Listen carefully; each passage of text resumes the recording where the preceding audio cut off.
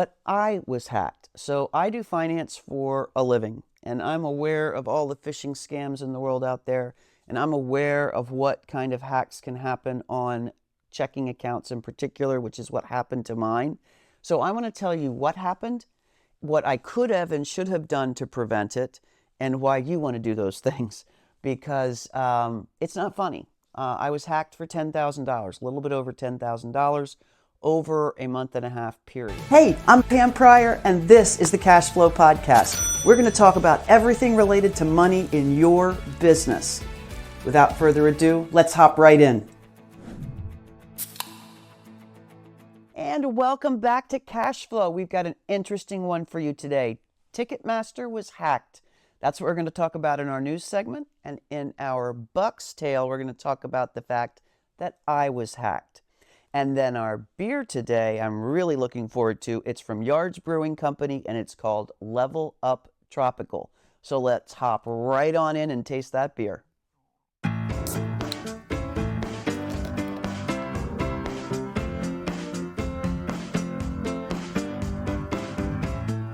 Welcome inside to our brews segment. So we're going to Yards Brewing Company, and the reason I love this so much is because it's in Philadelphia, our hometown, which is really exciting. So looked up a little bit about their history, and what's even more exciting about it is that right now it is their 30th anniversary. So I went in and checked in their LinkedIn profile, and they were proud. They've proudly been brewing Philadelphia beer since 1994.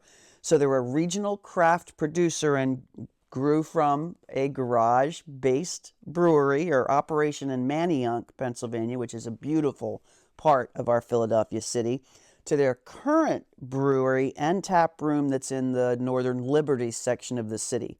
So it fits in perfectly there in that neighborhood.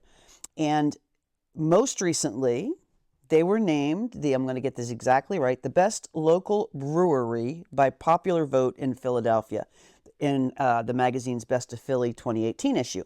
So big player. The founder is Tom Kehoe, and they share a commitment to supporting the good people and organizations, making their backyard a better place to live and work.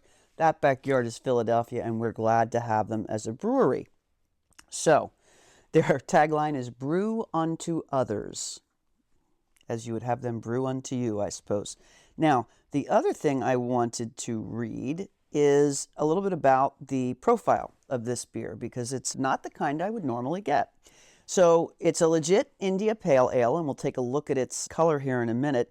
Its alcohol content is 6.5%, so it's in that IPA area. And it's described as having Citra, Azacca, and Mosaic hops. We've heard those a few times before. The Citra makes me a little nervous. When I taste it, we're going to find out whether I like that or not. And it doesn't really say much about its flavor, except it says it's tropical, which implies to me heavy citrus, but we will find out. So let's see what this guy looks like. Sounds like. Oh, there's our dog. Must have heard me popping the beer or getting ready to pop the beer. And let's take a peek here. Yeah, definitely golden and pretty clear. Yep, I can see Francis through it. So that's a pretty clear beer for us. No haze in there. Yeah, not quite Pilsner clear, but definitely clear. All right, now let's do a little sniff test here. See if I agree or if I'm nervous or not. Oh no, that smells great. Oh my God, that smell reminds me of like beer from my youth. Really, really cool. I don't know how to describe it except to say it's a beer smell. Like it's got a German Pilsner smell to it, which is interesting given that it's an IPA. But here we go.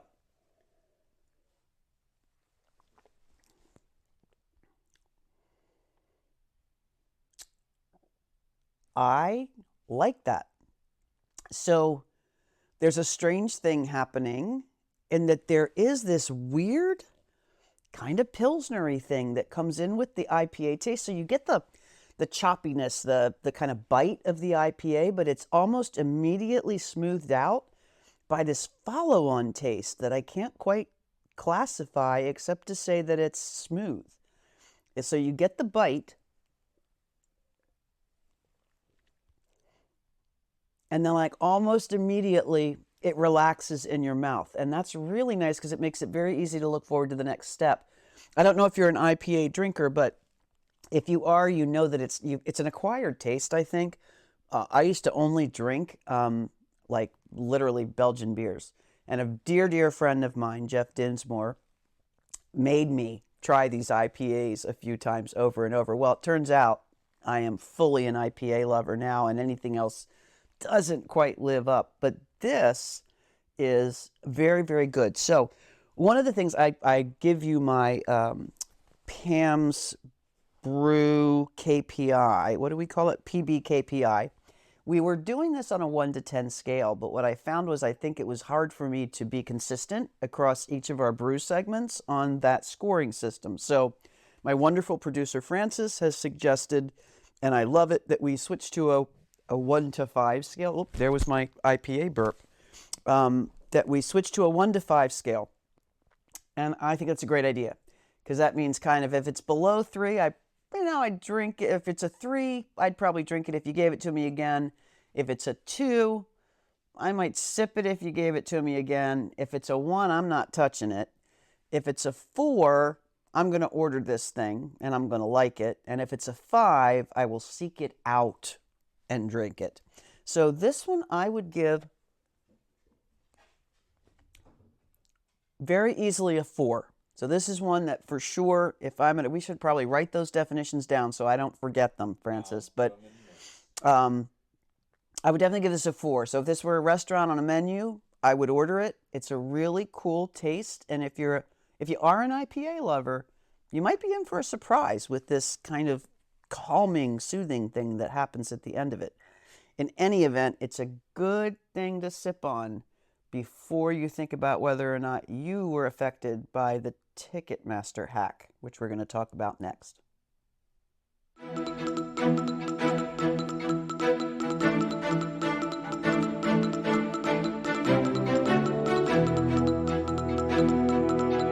So the headline I'm looking at is that Ticketmaster was hacked. And this is no ordinary hack. I want you to get your heads around this. They got the data for they're claiming to have gotten the data for 500 million, that's 500 million Ticketmaster customers' data. And that means they've gotten things like name, address, email, last 4 digits of credit card, last 4 digits of social security number. They've gotten probably zip code, address. I said address. But anyway, they got a lot of information on 500 million people. Now, this hack has been claimed to have been done by a group called Shiny Hunters, and they are now holding this data for ransom, selling it to the highest bidder for $500,000. So $500,000 for 500 million names, addresses, etc. And if it goes to the wrong person, that means everybody's opened up to exposure and identity attack. Now, the thing about this is, I don't know if you're aware of this, but when something like this happens, the group that was hacked is completely responsible for putting anybody who may have been affected onto ID management for a year. So they give everybody who was affected something like LifeLock, or etc. But think about that as well, right? So LifeLock costs, I don't know, let's just say it's $10 a month. That's $120 a year for 500 million people that Ticketmaster's now going to need to provide this to. It's interesting. There's a lot of people saying, hey, this is karma for Ticketmaster, because Ticketmaster has been known to do some pretty sneaky and tricky things with smaller companies that actually has them a little bit in trouble with the government right now, who's really starting to push back and claim that they have a monopoly on this space. So they're getting it from all sides right now. And I don't know whether Shiny Hunters did this for the money or did this kind of for paybacks to Ticketmaster, but it has happened. So anybody can get hacked. That's something important to know. And what we're going to talk about in the Buck's Tale next is how I got hacked this last couple months. Here's my sad story. Yes, Ticketmaster was hacked. 500 million users had data lifted, but I was hacked. So I do finance for a living. And I'm aware of all the phishing scams in the world out there. And I'm aware of what kind of hacks can happen on checking accounts in particular, which is what happened to mine. So I want to tell you what happened, what I could have and should have done to prevent it, and why you want to do those things, because it's not funny. I was hacked for $10,000, a little bit over $10,000 over a month and a half period. And with me, it's the case of the cobbler's kid has no shoes. So I'm putting in place and making sure that my team is putting in place all of these controls for our clients, but I did not necessarily take care of my own checking account, which happens to a lot of us, right? If we're marketers, we do everybody's marketing great, but maybe not our own.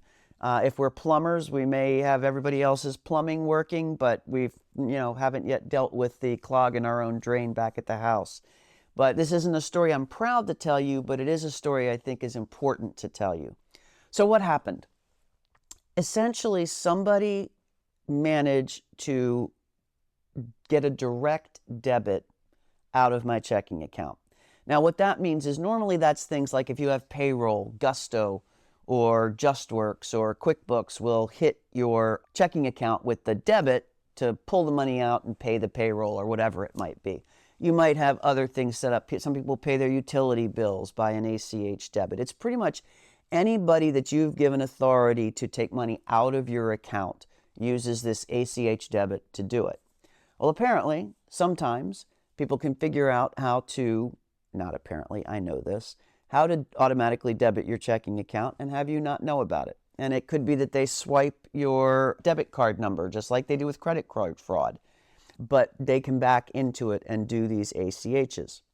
So on my checking account, I have warnings set up for anything that clears or hits my account over $3,000. Don't know why I picked that, just because I didn't want to be pinged all the time. Not a good idea, folks. I've changed that now. Because what happened is, over a period of 3 weeks, somebody did 3 transactions that looked different because the amounts were different, but they were all about in the same ballpark. But they all were from exactly the same description. And one was $2,748.58.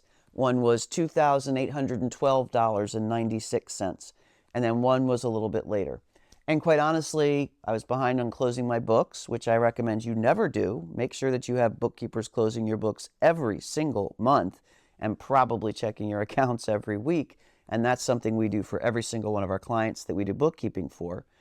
But I just didn't look at it for a while. And then I went back and I did my monthly close and I saw these 3 transactions. It was 3 the first time. And so I called the bank and said, hey, these are not mine. I don't recognize them. They filed a claim, etc. Let's cut to the chase. Bottom line is I don't get my money back. This was a checking account, not a credit card account. And in a business checking account in particular, if you don't report something within, they say 24 hours. I don't believe them. I think they probably mean 12. You are out of luck, because if the money has left the account and left the bank, they do not have any obligation to give you that money back. And let me just clarify something here, because my wife raised to me, well, aren't we insured with FDIC? Well, yes, the FDIC does insure your accounts at a bank up to a certain amount of money, $250,000, but FDIC is not protecting you against fraud. FDIC insurance is a national insurance that's protecting you against the bank crashing or a run on the bank or some of those things that happened during the Great Depression or during 2008 and 2009. It is not protecting you against fraud. Now, you may have business insurance that protects you against fraud, and I'm, of course, going to be checking into mine, but you may have a deductible on it that makes it impractical to even try to reclaim it. So what are 3 things you can do to prevent yourself from dealing with what I just dealt with? Oh, one last piece on that story. It happened a 4th time, even after I had put a notice into the bank about the stop payments. And the 4th time I caught it a day later, but it was about 36 hours later. Same outcome. I don't get my money back. And I screamed and yelled and, barked all the way up the tree. It's just, you don't get your money back. And I won't name my bank. Plenty of you have heard me talk about my bank. I will tell you that I'm leaving my bank. It is one of the more common names, and I'm moving from it to an online banking system that's been getting some really, really good reviews, and I have a couple clients with it now by the name of Relay. So I'm in the process of moving us from old bank to Relay, and it's got much better notification processes, and there were some number of frustrating things that happened, like I put the freeze on the account and my large bank still let things clear from it. So that's more a complaint than anything else. The fact that this happened was my fault because I wasn't checking my bank account. So here are the 3 things you need to do. Number 1, make sure that you don't use a password for your checking account that you use anyplace else. Generate a password that's a pain in the ass to remember, but may save you $10,000. So that's thing number 1. Generate a password, and while you're at it, turn on, if it's not forced on you, multi-factor security, so that anytime you try to access your bank account, it will ping you with a text or with an authenticator so that you can prove it's you. So that's thing number 1, just basic password and what they call MFA or multi-factor security. Thing number 2, look at your bank transactions daily. I am now getting a daily log of my bank transactions sent to me once in the morning at 10 o'clock and once in the afternoon at 5 o'clock, so that I know I'm going to literally look and see every transaction that hit my checking account that day, twice during the day. And the minute I see anything crazy, I'm going to call about it. Now, again, this is something that we tell our clients to do, and some do and some don't, but I really, really suggest that. That's the second thing. Be aware of what's happening in your checking account. It is not like a credit card account. You don't get your money back. And then the third thing to do is make sure that your bookkeeper is reconciling your bank account every month. Now, this won't necessarily get you money back if you're hacked, but if you're too busy to look at things daily or have somebody look at things daily, have somebody you trust look at things daily, you definitely want to make sure that somebody is reconciling your QuickBooks to your checking account, or your Xero to your checking account, or your check register to your checking account statement every single month. And if anybody tells you that there's an unreconciled item somewhere, you make sure that you understand exactly what it is and why. And then what will happen is, if you have a bookkeeper, they'll be classifying all these charges. In my case, they would have recognized this charge and said, hey, you've never been charged this before, where should I put it? And I would have said, oh, that's not legit. I don't know what that is. So 3 backstops. 1, password protection and multi-factor security. Number 2, make sure that you look at a log of your checking transactions every day. And if you're a business owner, I don't care how busy you are. I think that's a very important thing to do now that I've been taken for 10 grand. And third, make absolutely sure that your bookkeeper is reconciling your bank account every single month. Those 3 things will keep what happened to me from happening to you. Have a great day, and we'll see you here next week. Thanks so much for watching the Cash Flow Podcast with us. We want to bring more and more of this to you, so please like, share, subscribe, comment, so that we can keep bringing more of this content to you.